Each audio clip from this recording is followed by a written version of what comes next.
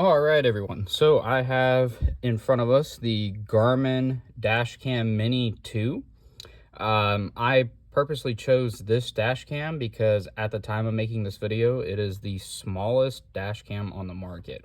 And the car that this is going to be installed in, there's not a lot of room. And so any way I can help not clutter up the windshield in this car in an effort to save space primarily, was the main objective here. And so I started looking to see what was out there, and I came across the Garmin Dashcam Mini 2. When I originally was making my Dashcam 47 video, I had saw that there was the Mini and the Mini 2, and I'd read online that the Mini, I guess the Mini version 1, had like overheating problems, and so that kind of turned me off from going down that path. But I'd already had the Garmin 47, and I was like, I'll take some time, I'll look at that camera, and I'll see how I enjoy it. And so far, in the time I've had that camera, and I'll just bring it over really quick, the Dashcam 47, which is my original Dashcam video, that is still in my 4Runner, and it is still working quite well to this day. So I figured if I was pleased with Garmin, both the camera as well as the app, that I could further add to that ecosystem and keep it all in one place. So that's how I landed on the Dashcam Mini 2, and to my surprise, the Mini 2 actually had better reviews than the Mini 1. Primarily, it seems like the overheating issue that people experienced in the Mini 1 has been resolved. At least I hope so, because it does get quite hot here. Now, with that being said, this is very similar to the Mini 1 in that it comes with pretty much the exact same stuff that the Mini 1 came in. Frankly, it came with the exact same stuff that the Garmin 47 came with.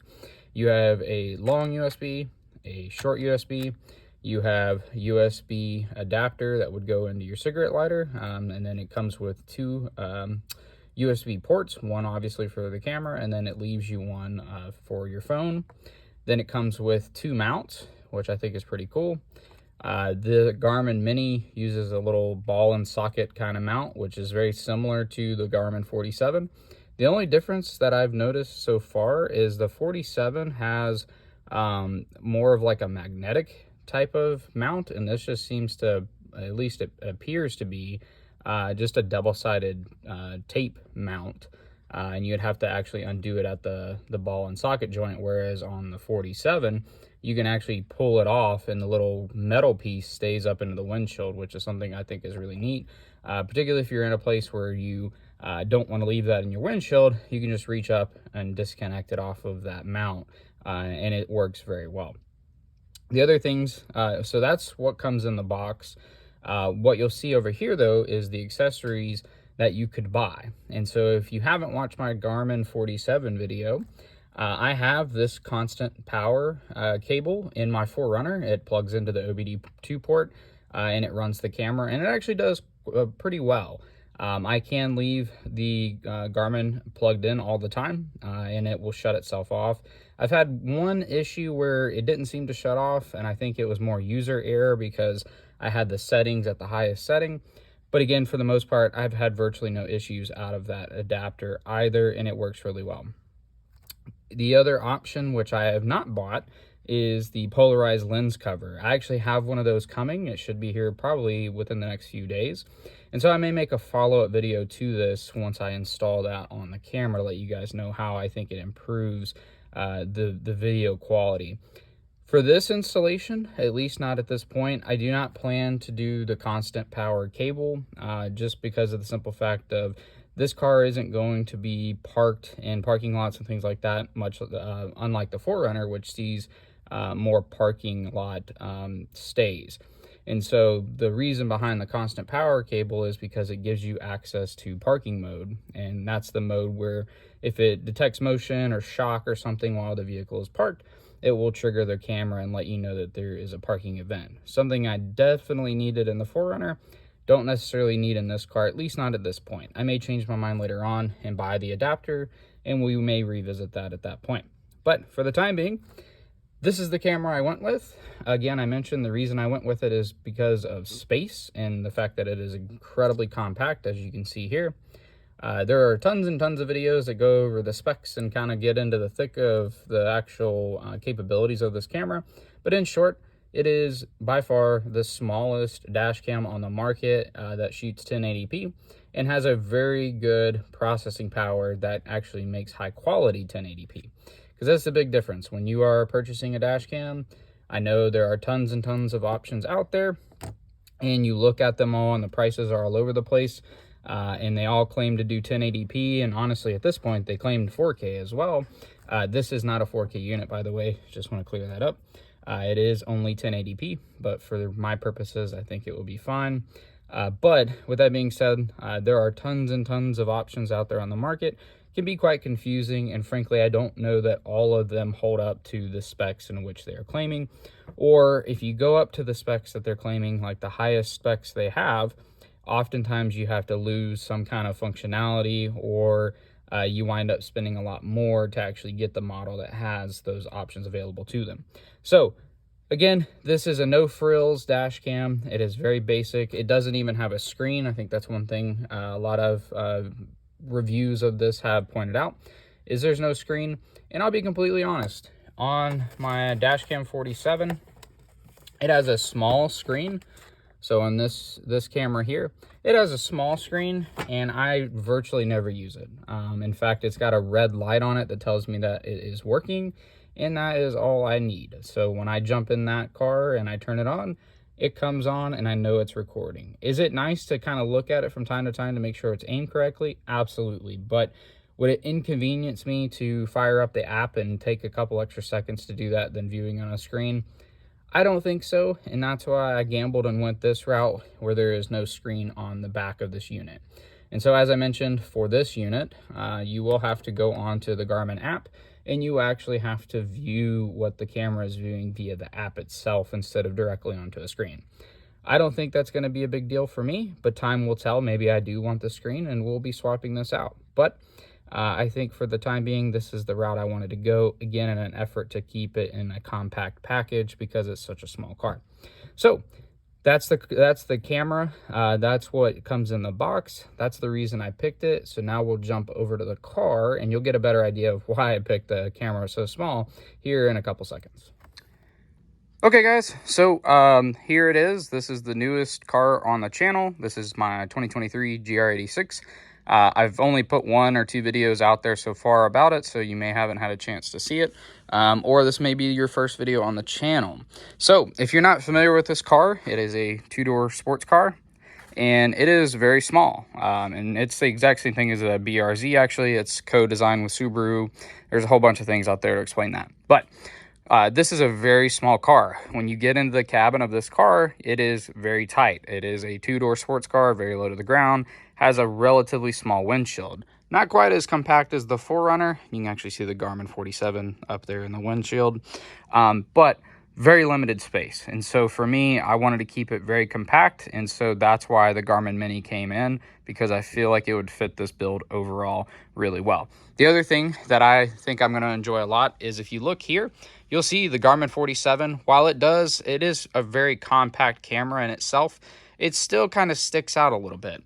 I'm hoping that what I'll be able to do for this particular car is I want it to be tucked up right behind the rearview mirror. So at least when I'm driving, there's no field of view that camera is blocking. In fact, I'm hoping when I'm in the driver's seat that it won't be visible at all. It'll actually be hanging out right behind the rearview mirror, and I won't even know it's there, other than maybe hang it down just enough to where I can faintly see the red light so I know that it's recording.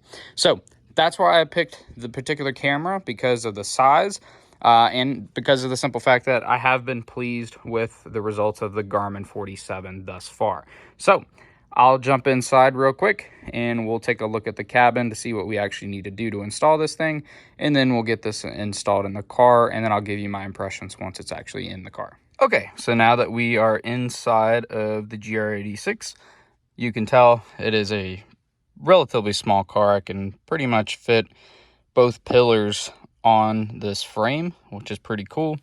But it is very tight in here. It is very narrow in terms of the viewing angle that is available to you. That's why I'm thinking hopefully this camera will tuck right behind the rearview mirror, and maybe hang it down just enough, just below this lip, so I can see the red light, just so that I know it's on.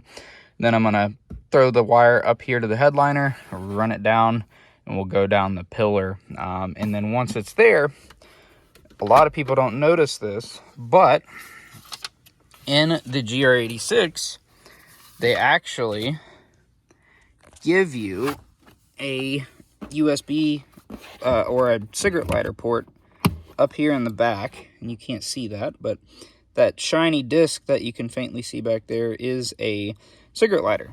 So you may have to take my word for it, but just know that there is a cigarette lighter tucked up behind the glove box, which is pretty nice. I think they thought ahead there, and they knew that you may be installing radar detectors or dash cams, or you may be you know, just annoyed with the fact that the regular USB ports are here.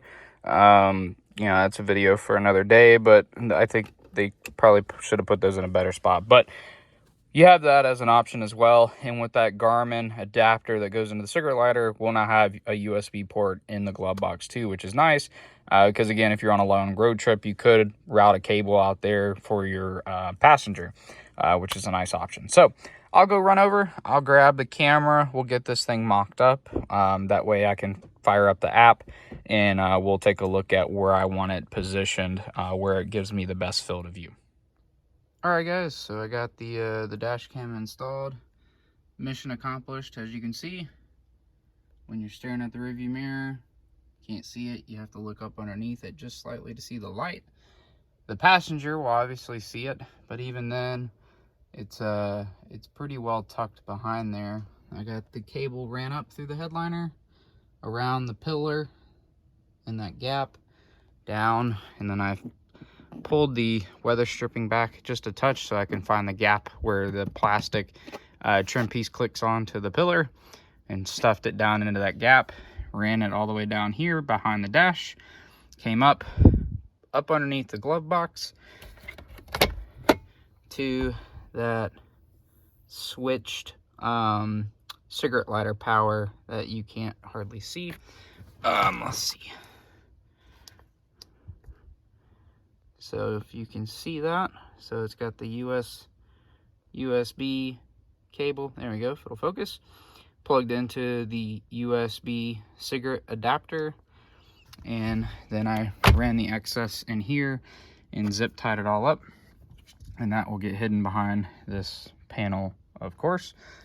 And then that will complete the install of the Dashcam Mini 2 in the GR86, and I really do think that this is arguably the best camera you can have for this car, especially given the size of the car. But yeah, I'll give you my long-term thoughts of the camera once I've had it for a bit, and can actually tell you what my final thoughts are in terms of if I'm happy with this decision. At the very least, if it's a camera I do not enjoy, I can always swap the 47 from the 4Runner temporarily and put that in here, and then I can look at getting a 47 for this, because I do like that camera a lot. But as always, guys, thank you so much for watching, and if you have any questions, comments, suggestions, please put them down below. If you wouldn't mind, please like this, and if you'd like to see more content like this, just give my channel a subscribe. Thank you again. We'll see you in the next one.